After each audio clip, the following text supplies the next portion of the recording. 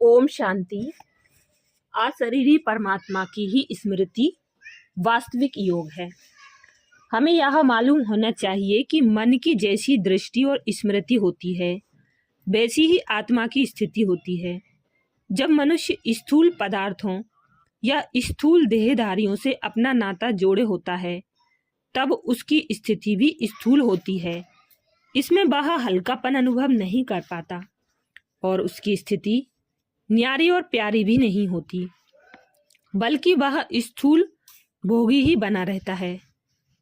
ऐसी स्थिति देह अभिमान की स्थिति कहलाती है।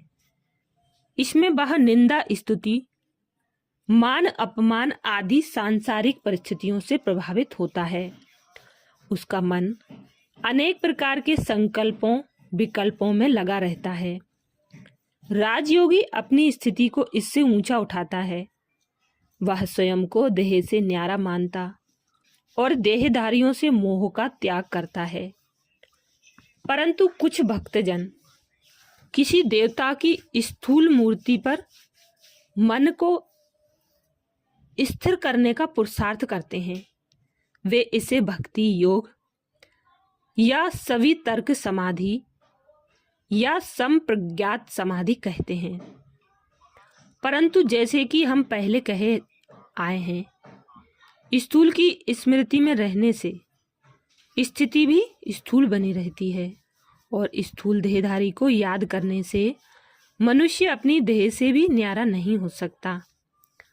अन्य कुछ साधक कोई स्थूल आधार न लेकर मन द्वारा किसी देवी या देवता के सूक्ष्म प्रकाशमय रूप का ध्यान करते हैं।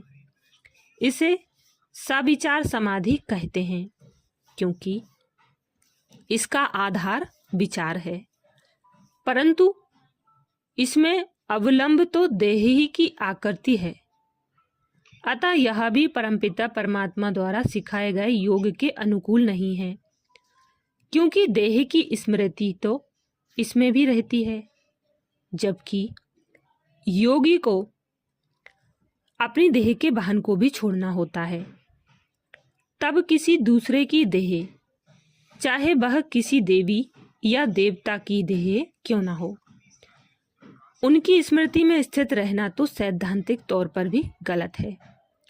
हमें यह पक्की तरह याद रहना चाहिए कि परमात्मा को तो पुरुष विशेष कहा गया है, ब्रह्मा का भी गुरु माना गया है और क्लेश तथा कर्म विपाक से न्यारा बताया गया है। अतः वह तो अशरीरी है और जन्म मरण से न्यारा ज्योति बिंदु है। उस अशरीरी ही की स्मृति से हमारी स्थिति भी शुद्ध अशरीरी अथवा आत्मिक होगी।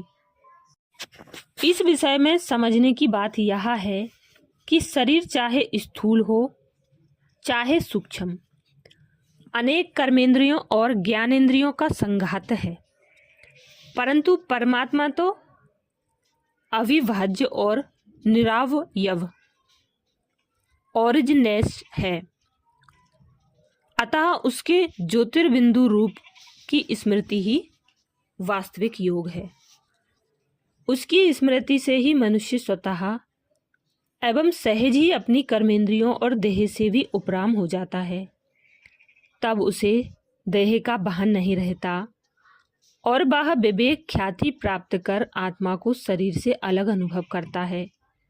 ज्योति स्वरूप आनंद स्वरूप परमात्मा की स्मृति में मन को समाहित करने से ही चित्त सांसारिक विषयों से शून्य हो परमपिता परमात्मा के प्रेम से विभोर होकर अपूर्व आनंद में तन्मय या तल्लीन हो जाता है।